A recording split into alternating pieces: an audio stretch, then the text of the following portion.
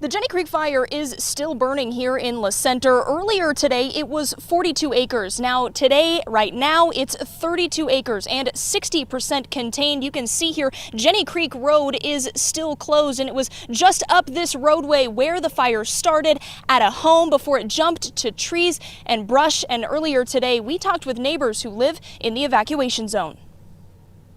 It's something most people don't have to think about. I found myself standing in the middle of the house going, what do we need? What can't you live without?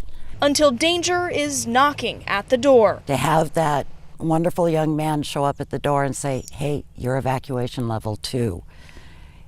Your heart just kind of sinks. Gwen Laree lives in La Center and could see the Jenny Creek fire from her backyard. That's when all of us on the street started saying, okay, where do we send the horses? Where do we send the goats? Where do we send the alpacas? 5 alpacas live at the Laree house on 5 acres. They were evacuated Wednesday to another alpaca farm out of the area. Many people under level 2 and 3 evacuation warnings left their homes behind last night as well. The fire truck came by our place, like blaring their horn. They're like, everyone out! Julie Sokolowski also watched the smoke from her backyard as planes dropped water from the air. When the water came down, it was like catching on fire as it hit, and so it was like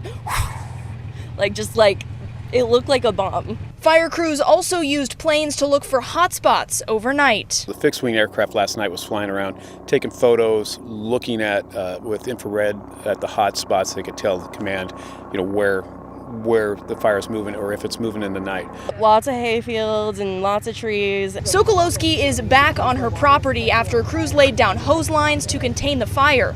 But she knows others aren't as lucky. I'm still so worried about up there because I know people live out there, and that's so sad. Directly over that hill is where the smoke was coming. Laree is still waiting for the all clear before her alpacas make the trip home. I think all of us have go bags still packed, but hopefully tonight we can unpack them, and tomorrow we'll start bringing all of our families back.